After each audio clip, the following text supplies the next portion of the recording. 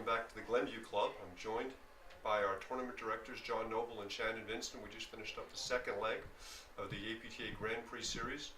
John, why don't you talk to our viewers a little bit about the things that go into running a tournament of this magnitude? It's really easy. It takes about 3 minutes to prepare. Yeah, we've got a Chicago's pretty special, so we've got about well over 100 folks that make this happen. Shannon and I have been running this now for a little while, several years, and along with the other national events that happen, we've got about 8 to 10 major tournaments that we host across the Chicago League, which covers 6,000 to 7,000 players here, and hosting the Charities every year for the local folks as well as the best players in the country is a blast. So it's special to do, and special to see the level of play that we saw this weekend, and it's only gotten better. And so a lot of the work that goes in actually happens really starting sometime in September. So we start having our discussions. We do our debriefs back in March and April as the season ends for us here in Chicago, and then we package stuff up in really kind of September time frame, making sure we've got the little things done. So the favors, the volunteers, the people lined up, the courts, the clubs, the pros are in line with the expectations of what's going to come this season. So that's really done and really Xeroxed each year. And as we get new pros into the clubs and what happens, we educate them, get them aware.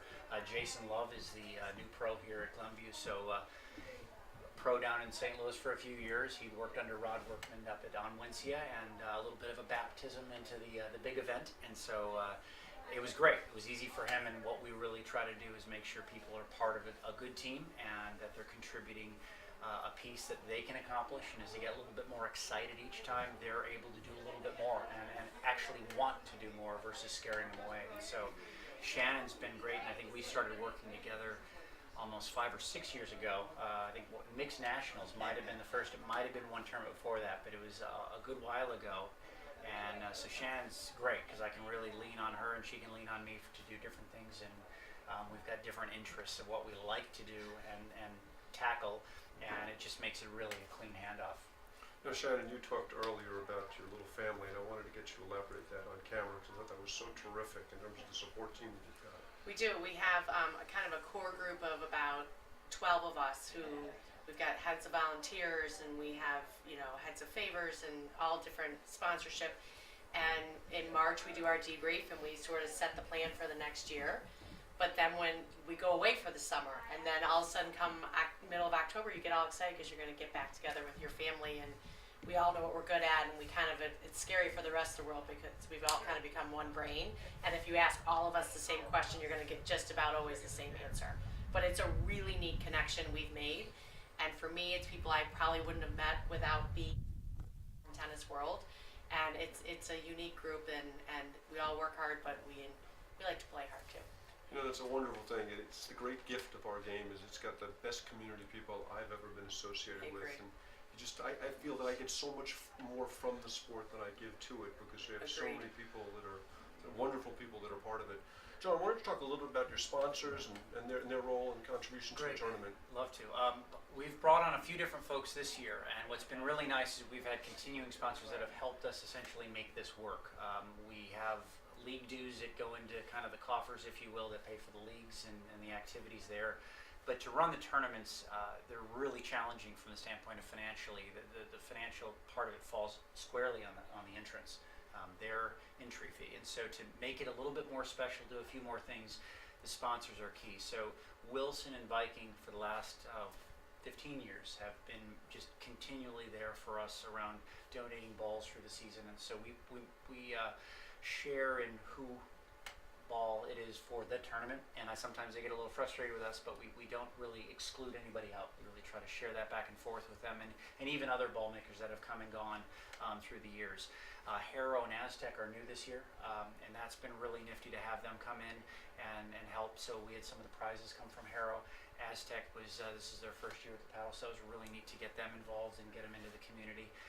One of the neat local ones, Fields Automotive Group and Uline, have been mainstays for a good long while, along with RBC Wealth Management. So those have been good friends that I've known and Shannon have known, and they've taken a little bit of extra to kind of go into their companies and ask for something that I think it's a good clientele, but also knowing that they're going into to one of their hobbies and one of their sports and a community, like you said, that it's really powerful. And our members really do engage to say, hey, you guys are supporting what we like to do, we want to support back. The newest one we did, we were able to set up an agreement. Really exciting. Yeah, is with Midwest Orthopedics Group. And so as we all know, we all get hurt. and getting hurt in a sport like this, it's usually who else had that injury? Where do I go? What do I do? So the knowledge of training and preventive and taking care of an injury and doing those types of things is really tough. And so Midwest Orthopedics at Rush is a really unique organization, and they've come on board to bring a couple different things. So one, they were here for folks coming in and they had little questions about injuries or things. We had doctors on site that they were able to talk to.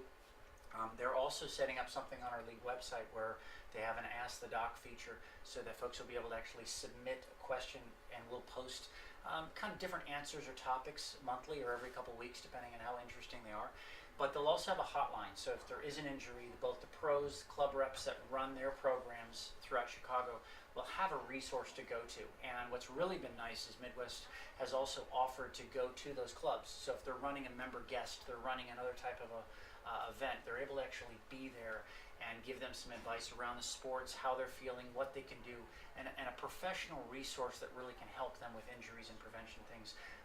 That again, I think typically you just let happen and you don't get after ahead of time. And so yes, it's bad when there's an injury, but there's a lot people can do ahead of time, and not just go to your gym, but actually specific things to the sport that we all play. And I know we've all had injuries here and there. So Midwest Orthopedics at Rush we're really excited about it, and we're going to work really hard so they enjoy what we give back to them and they give to us.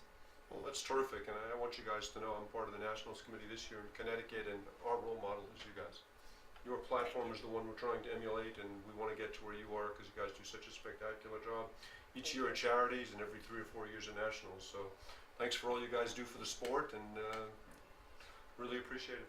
Our Thank you, pleasure. Mark. Thanks. Yep.